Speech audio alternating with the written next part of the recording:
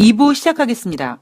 4월 마지막 날 뉴욕 증시는 하락했는데 뉴욕 증시가 하락한 이유는 그동안 쭉 발표된 경제 지표가 최근 늘 이렇게 계속 부진해 왔는데 다시 생각을 해보니까 야 진짜 생각보다 많이 안 좋구나. 안 좋을 줄 알았는데 생각보다 많이 안 좋구나. 뭐 이런 분위기. 그리고 주간 신규 실업상정 건수가 전주 대비 감소를 보였음에도 불구하고 야 이거 조금 있으면 고용지표 발표되는데 저거 주간 신규 실업상정 건수 성적표를 보니까 고용지표 안 좋겠네. 이런 내용들이 약간 증시에 선반영됐다. 그러한 경기 침체 우려감도 있었습니다만 여전히 그 경기 침체를 덮어버리려고 하는 경기 부양책도 계속 나오고 있죠. 특히 연준에서 부양책을 쓰겠다. 돈을 풀겠다. 어제 미국의 1분기 GDP 성장률이 예상보다 더 부진해서 우리가 걱정했으나 제롬 파월 연준 의장이 할 수 있는 모든 수단을 다 동원해서 경제를 회복시키겠다. 이렇게 얘기를 했듯이 경기 부양에 대한 기대감은 계속 존재할 거고 그리고 어쩌면 더 강력한 경기 부양책에 대한 이제 사용을 시장이 요구할지도 모르겠습니다. 그리고 또 하나 치료제와 백신 이야기인데 파우치 전염병 연구소장이 FDA가 조만간 길리어드의 렘데시비르를 사용할 수 있도록 승인할 것으로 예상한다고 했습니다. 신중해야 된다라고 저는 생각을 합니다. 신중해야 된다라고 생각을 하고요. 지난번에 길리어드에서 지금 하고 있는 그 신약 개발 렘데시비르 같은 경우에는 125명을 대상으로 임상 실험을 했는데 제가 가지고 있는 자료입니다. 6일째 되는 날에 환자 대부분이 많이 호전이 됐다. 그런데 2명이 죽었다. 그러니까 저는 자꾸 2명에 꽂히는 거죠. 물론 제가 너무 의심병에 걸려서, 그러니까 어떤 분께서 저한테 비관론자다 이렇게 하시는데 비관론자는 아니고요. 그러니까 하도 그냥 좋게만 봤다가 하도 뒤통수 맞는 일을 많이 겪다 보니까 이게 약간 트라우마가 된 거죠. 그래서 6일 만에 치료제를 사용한 사람이 상태가 완화된 거는 매우 고무적인 일이나 죽은 사람도 있으니까 이게 지금 단순히 임상 실험이 완료된 것도 아니고 진행 과정에서 중간 지금 발표를 한 거기 때문에 지금 급한 상황 속에서 빨리 승인을 해서 뭔가 빨리 투약해서 이렇게 한다. 저는 좀 신중해야 된다라는 것이 제 생각입니다. 이 파우치 전염병 연구소장이요. 내년 1월까지 다량의 코로나19 백신 생산이 가능하다라고 했습니다. 이렇게 해서라도 증시를 띄워야겠죠. 자, 국제 유가 이야기를 좀 해보면 국제 유가는 이날 25.1% 상승해서 18.84달러까지 올라왔습니다. 국제 유가의 반등은 제가 조심스럽게 한 20 정도까지는 올라가지 않겠느냐. 물론 20까지 올라왔는데 여기서 코로나19가 재확산되지 않고 그러니까 백신과 치료제와 상관없이 코로나19가 재확산되지 않은 상태에서 이렇게 점점 이제 다른 나라들도 대한민국처럼 사망자 수가 줄어들고 이제 완치자 수가 늘어나고 확진자 수가 줄어들고 이러면 국제 유가는 금방 눈에 확 띄는 건 아니지만 그래도 어쩌면 수요 증가에 대한 기대감이 반영돼서 추가적으로 상승할 수는 있겠습니다만 이번에 감산 결정하고 또 5월 달에 또다시 감산하겠다라고 지금 일정이 잡혀 있는 상태이기 때문에 국제 유가는 이 상태에서 조금 더 상승될 가능성은 있습니다. 저는 한 20달러 정도까지 일단은 보고 있어요. 그러니까 그 다음에 더 갈지는 계속 지켜봐야겠지만 이번 국제유가의 어떤 반등이자 상승이 만들어 놓을 수 있는 어떤 자리는 앞자리가 그래도 이 정도까지는 만들어 놓지 않을까라는 것이 제 생각입니다. 970만 배럴 감산 결정했고 이제 5월 1일 오늘부터 오펙 회원국들, 오펙 플러스가 감산에 돌입을 합니다. 이 감산 돌입에 비하인드 스토리가 좀 있더라고요. 맨 처음에 국제 유가가 폭락했을 때 그때 왜 폭락했냐면 감산을 좀 하자. 그런데 러시아가 안 할 거야. 감산에 합의하지 않았고 사우디가 빡쳐가지고 그래? 그럼 나 삐뚤어질 테야. 우리 사우디 더 증산할 거야. 이렇게 석유 시장에 유가 시장에 치킨 게임이 시작될 것 같은 두려움에 유가 시장이 크게 하락했을 때 맨 처음에 트럼프 대통령은 유가가 하락해서 오히려 좋다라고 얘기했는데 그 다음에는 또 비축유를 우리가 사겠다라고 국제 유가를 좀 안정시키려고 했습니다만 실패했죠. 제3차 부양책에 비축유를 살 수 있는 예산이 포함되지 못했습니다. 그러자 그래 역시 사람이 사람을 상대해서 사람을 구슬려야 돼. 그런 생각으로 나 푸틴과 이렇게 친구인 뭐 사우디 왕세자와 이렇게 뭐 통화했다. 뭐 이렇게 얘기하면서 사우디 왕세자와 무슨 얘기를 했다라는 거죠. 무슨 얘기를 했을까요? 그때 무슨 얘기를 했냐면 바로 원유를 감산하지 않으면 니네 사우디 원유 감산하지 않으면 사우디에 지금 죽은하고 있는 미군 철수시키겠다? 이렇게 압박을 했다고 합니다. 그러니까 그만큼 트럼프 대통령이 힘들었다라는 거죠. 비축유를 살 수 있는 예산도 확보하기 어렵고 그렇다고 뭐 좋다라고 그냥 괜찮다라고 넘어가기에는 너무 국제유가가 하락했고 그리고 국제유가 하락이 산유국들만 힘든 게 아니라 미국의 셰일 업체들도 힘들게 하니까 뭔가는 해야 되는데 그때 한 게 뭐냐면 사우디를 압박했다라고 합니다. 그리고 970만 배럴 지난번에 감산했을 때도 시장에서는 뭐 1000만 배럴 합의가 나왔으나 야 그거 가지고 되겠냐? 한 2000만 배럴 정도 감산해야지. 그래서 1000만 배럴은 택도 없어. 뭐 이런 실망감도 있었잖아요. 결론적으로 970만 배럴 감산 합의를 이끌어냈는데 그것도 겨우겨우 멕시코가 배정받은 감산량이 35만 배럴인데 멕시코에서 아니야 우리는 10만 배럴만 감산할 거야. 그리고 때를 쓰니까 트럼프 대통령이 알았어. 미국이 그럼 25만 배럴 사줄게. 우리가 대신 감산할게. 그래서 합의를 본 게 오펙 플러스에서는 970만 배럴 그리고 이제 미국에서 이제 뭐 감산하기로 했다는 것이 25만 배럴 정도 되는 거죠. 그리고 그 감산이 이제 5월 1일부터 진행이 됩니다. 그리고 5월 달에 또다시 오펙과 비오펙 회원국들이 모여서 유가 안정을 위해서 또 추가 감산을 고려 중이고요. 그리고 이번 같은 경우는 지난번 감산에 좀 이렇게 약간 반대하는 러시아 석유 장관이 유가를 안정시키기 위해서 뭐 협조하겠다, 노력하겠다 이런 인터뷰들이 나오면서 지금 국제 유가는 어느 정도 안정을 찾아가고 있는 것 같습니다. 트럼프 대통령에 대한 이야기를 좀 하자면 아까 제가 왕세자와 통화해서 니네 원유 감산하지 않으면 사우디에 주둔하고 있는 미군 철수시킨다 이렇게 협박했다라고 말씀드렸죠. 지금 미국에서는 초고속이라는 작전명을 가지고 있는 프로젝트가 진행 중인데 이 프로젝트는 가능한 빨리 코로나19 백신을 생산하기 위해서 노력하는 프로젝트라고 합니다. 그래서 이 프로젝트의 최종 목표는 2020년 올해 말까지 백신을 수억 개 생산하는 게 목표라고 합니다. 그런데 트럼프 대통령이 그 초고속이라는 작전명을 가지고 있는 프로젝트의 책임자가 누굽니까? 라고 물어보자 정말 내가 책임지고 있다. 개발 책임자는 나다. 내가 맡은 것은 그 어떠한 것보다도 많다라고 했습니다. 물론 미국의 대통령이니까 미국 내에서 백신을 개발하면 그 백신의 어떠한 그 승인이라든가 이런 모든 것들은 트럼프 대통령의 어떤 그 권한에 있겠죠. 그런데 이 초고속 작전명을 가지고 있는 프로젝트의 개발 책임자는 나다.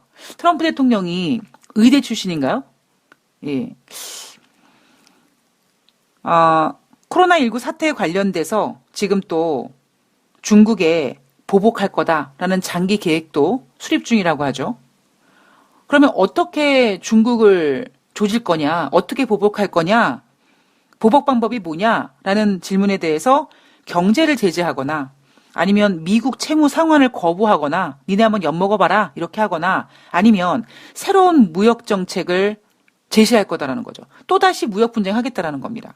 그러면서 중국은 내가 재선하는 거 싫어한다. 내가 재선에 실패하기를 바라고 있다라고 얘기했다고 하죠. 우리는 어떤 조직이나 뭐 아니면 어떤 나라나 뭐 그 리더에 대한 생각을 좀 할 때 여러분들이 생각하시는 리더의 자질은 뭐라고 생각하십니까? 예. 그냥 뭔가 이렇게 신뢰죠. 예. 그리고 뭐 능력도 있지만 제가 이렇게 본 책의 내용을 보면 어쩌면 리더보다 참모가 더 똑똑해야 되고 약간 리더는 좀 어눌해야지. 예. 그래서 훌륭한 참모들과 이렇게 그 리더가 어울려서 좋은 조직, 좋은 나라, 뭐 좋은 권력을 만들어낸다. 전 그렇게 알고 있는데 물론 참모가 똑똑해야 되는 것도 맞지만 지금 트럼프 대통령을 보면서 제가 방송에서 몇 번 말씀드렸지만 트럼프 대통령이 지금 저 사람 왜 저러지? 라는 생각을 계속하게 됩니다. 그동안 트럼프 대통령의 임기 동안에는 트럼프 대통령이 약간 이렇게 과장돼서 얘기하거나 아니면 좀 크게 얘기하거나 뭐 예를 들면 뭐 백악관에 입성한 다음에 2, 3주 내에 어마어마한 역사적인 무슨 감면 정책이 발표될 것이다. 근데 2, 3주 내에 발표 안 됐다고 했잖아요. 그리고 어떠한 그 협상에 대해서도 이번에 우리 방위비 협상에 대해서도 미리 먼저 언론에다가 질러놓고 뭐 이런 경우가 있다든가 크게 먼저 질러놓고 시간을 끄는 전략도 있고 그리고 말을 되게 교모하게 해서 도대체 어쩌자는 거지? 뭐 이런 약간 메시지도 전달하고 있습니다. 그런데 뭐 그런 모든 것들은 트럼프 대통령의 기질일 수 있고 뭐 어쩌면 능력일 수도 있습니다. 그게 협상가들한테는 매우 뭐 효율적일 수도 있는데 미국의 대통령으로서 이렇게 보면 그동안 앞에서는 약간 양치기 소년 같기도 하고 약간 뻥쟁이 같기도 하고 약간 오버쟁이 같기도 하고 약간 연예인 스타일 뭐 그런 스타일이라면 요즘 트럼프 대통령을 보면서 제가 느끼는 건 뭐냐면 야, 이 사람 정말 불안하구나. 코로나19가 맨 처음에 딱 시작됐을 때 미국은 완전히 통제되어 있다라고 얘기했죠. 그리고 독감보다 덜 위험하다. 4월이면 사라질 거다. 그래서 미국은 4월 12일 날 부활절 날 다시 부활할 거다. 경제 재개 4월 12일 날 할 거다. 막 이렇게 외쳤고요. 그리고 최근에는 뭐 살균제 주입하는 게 어떠냐 이런 얘기하면서 또 논란을 만들어 놓고 있습니다. 여기에다가 또 지금 트럼프 대통령을 불안하게 하고 있는 게 저는 김정은이라고 생각을 하고 있거든요. 북한의 노동신문에서는 계속 뭐 김정은 동지께서 모범적인 선동원 5호 담당 선전원들에게 감사를 보냈다. 지난번에도 또 누구한테 감사를 보냈다고 했죠. 지금 김정은이는 계속 감사만 보내고 있습니다. 20일째 나타나진 않고 있어요. 이러한 상황에서 트럼프 대통령은 김정은이 상태 잘 안다. 아니면 잘 있기를 바란다고 했다가 상태는 알지만 말을 못한다. 그저 괜찮길 바란다라고 얘기하는데 정말 트럼프 대통령이 알고 있는 건지 모르는 건지 모르겠습니다만 어쨌든 확실한 거는 지금 트럼프 대통령이 김정은이의 어떤 그 숨바꼭질? 예, 숨바꼭질이라고 표현한 것도 있더라고요. 김정은이가 이렇게 20일째 지금 행방을 보이지 않고 있는 이런 부분도 트럼프 대통령을 불안하게 만들고 또 하나 워싱턴 포스트에서 계속 지금 보도하고 있는 내용. 트럼프 대통령 너 1월 달부터 알고 있었지? 2월 달에도 알고 있었지? 웃기지만 너 작년 12월에도 알고 있었잖아. 알고 있었는데 지금 네가 이렇게 미국을 이 모양 이 꼴을 만들어놨어. 이렇게 계속 보도하고 있거든요. 여기에 대한 코로나19에 대한 늦장 대응에 대한 책임론. 그리고 예상하지 못했던 코로나19가 발생되면서 자신이 목표했던 경제 성장률 뭐 3% 넘어가는 거 이제는 물 건너갔고요. 전시 대통령이었다가 경제 대통령이었다가 오락가락하면서 지금 어쨌든 계속 뭔가 쇼맨십을 보여주고 있는데 이번에도 뭐 아까 백신 얘기하면서도 내가 책임자다. 내가 뭐 개발 책임자다. 이런 얘기를 이렇게 하는 걸 보면 지금 트럼프 대통령이 상당히 좀 불안하구나. 그리고 지금 미국 사람들은요. 약간 이런 생각을 하고 있다고 합니다. 트럼프 대통령의 어떤 저런 행동들이 불안하고 그리고 지금 이렇게 막 서둘러서 경제 재개하고 이런 것들이 좀 매우 불안하다. 그러니까 코로나19가 재확산될 것 같다라는 걱정을 좀 많이 하고 있다고 합니다. 물론 사실 우리도 그렇죠. 우리도 뭐 지금 코로나19가 뭐 확진자 수가 10명 이내니 어쩌니 하지만 여전히 우리는 이 연휴 동안 돌아다니면서도 사실 불안해합니다. 인간이 가지고 있는 공포니까 뭐 당연히 그렇겠지만 지금 트럼프 대통령은 매우 좀 코너에 몰려 있고 그래서 그거를 뭐 중국에다가 보복하겠다 뭐 여러 가지 지금 카드를 내놓고는 있는데 여러분들 생각에는 트럼프 대통령 재선 되실 것 같습니까? 저는 맨 처음부터 트럼프 대통령 재선은 안 될 거라고 보고 있는 그 시각을 계속 유지하고 있습니다. 이제 미국이 5월 1일 우리나라 증시는 휴장이지만 미국은 증시가 열립니다. 자, 지금의 관전 포인트는 뭐냐? 이날 약간 증시를 조금 힘들게 했던 내용 중에 하나가 뭐였냐면 뉴욕시의 사망자가 지금 18,000명인데 브루클린 소재 장례식장 앞에 주차되어 있던 4개의 트럭에서 최소 몇 주가 지난 시신들이 썩어서 발견됐다. 부패했다. 주변 사람들 감염될까봐 걱정된다. 그래서 지금 그쪽 지역을 폐쇄했다고 하잖아요. 미국의 심장부인 뉴욕주가 이 문제가 해결되지 않으면 아무리 다른 지역에서 뭐 경제를 재개하고 뭐 해도 당장은 미국이 경기 회복이 더딜 수밖에 없습니다. 제가 그랬잖아요. 여러분 만약에 뉴욕에서 우리 경제 재개할게요 그러고 코오모 주지사가 그런 얘기 했을 때 그래? 그럼 난 뉴욕으로 여행 가야지 그렇게 생각하시고 인천공항 가셔가지고 JFK 공항 가실 수 있는 분이 과연 얼마나 계시냐고요. 그러니까 이런 게 좀 시간이 걸릴 거라는 거죠. 그리고 이날 뉴욕 증시가 하락했던 이유는 이제 5월달 초에 발표되는 고용지표입니다. 고용지표가 ADP 민간 고용지표, 그리고 노동부에서 발표되는 고용지표, 그리고 또 매주 목요일마다 발표되는 주간 신규 실업상 청원 건수, 이런 고용지표의 집결이 경제지표에 관심을 갖게 만들고, 개인 소비 지출 사상 최고치로 크게 감소했네. 이 지표도 안 좋게 나왔네. 이 지표도 안 좋게 나왔네. 라고 이제 우리는, 진짜 경제 더럽게 안 좋았네. 안 좋아지고 있네. 이걸 우리가 이제 인식을 하고 있는 거잖아요. 아마 미국은 5월 1일 증시를 봤을 때, 물론 계속 한쪽에서는 뭐 치료제, 백신 얘기를 하겠지만, 아마 고용지표가 발표되는 그 기간까지는 경제지표가, 야, 진짜 되게 안 좋네? 라는 거를 계속 인식하게 되는, 그런 불안함에 증시가 좀 휩싸이지 않을까 싶습니다. 냉정하게 봤을 때, 물론 제가 1부에서 말씀드렸지만, 이 제약바이오는 기대감이 먼저 선반영돼서 증시가 올라가지만, 그리고 마찬가지로 부양책도 지금 돈을 쏟아붓고 있으니까 경제가 좋아질 거라는 기대감이 지금 이미 증시에 많이 선반영됐다라는 겁니다. 이제 보여줄 건 뭐예요?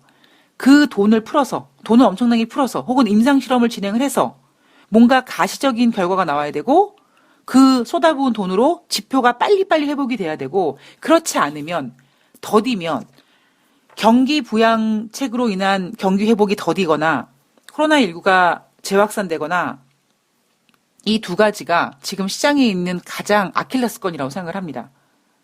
그리고 저는 개인적으로, 증시가 바닥에서 많이 올라온 상태이기 때문에 조금만 아마 이제 흥분하시는 분들 많으시잖아요. 뭐 너는 뭐 미쓰리 너는 뭐 네가 뭐 주식 너 이렇게 올라간다고 얘기하지 않아 가지고 뭐 내가 어쩌고 이렇게 말씀하시는 분이 많아지시고 있는 것 같습니다. 그러니까 속상하신 거죠. 증시가 이렇게 올라왔는데 미쓰리 네가 안 좋다며.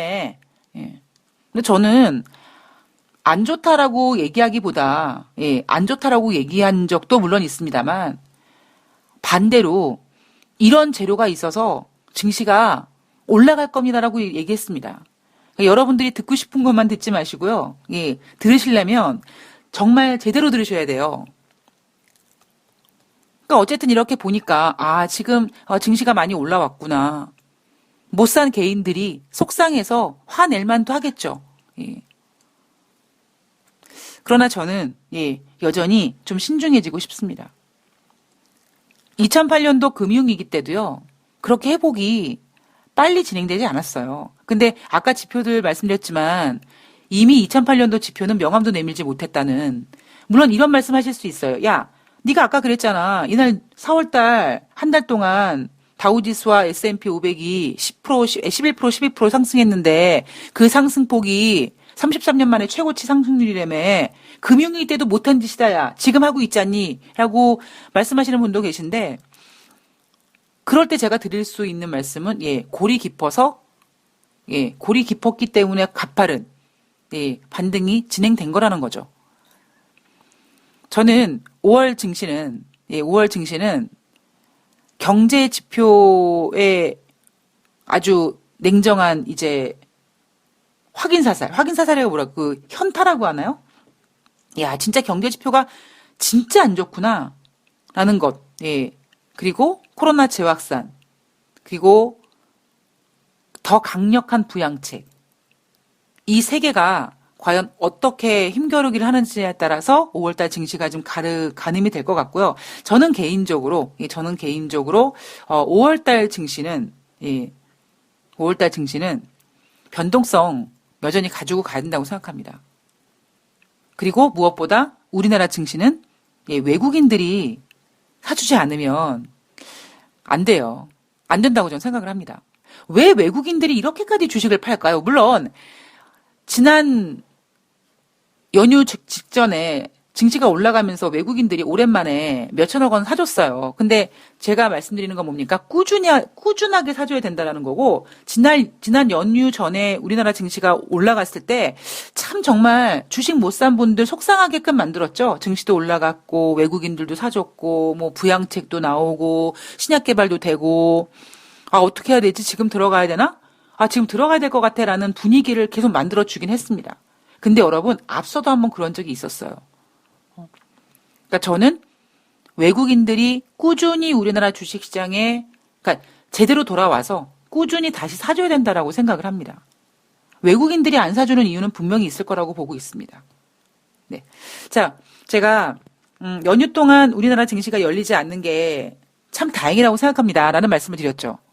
올랐든 내렸던 어쨌든 우리는 연휴 동안에 지금 가장 중요한 미국 증시를 제3자 관점으로 계속 냉정하게 지켜볼 수 있으니까 남은 연휴 잘 지내시고요. 증시는 뉴욕 증시를 훈수 두는 기분으로 객관적으로 계속 평가하면서 우리 5월 달을 준비하는 시간을 만들어 볼 수 있도록 하겠습니다. 자, 오늘 잘 보내시고요. 전 다음 방송에서 뵙겠습니다. 고맙습니다.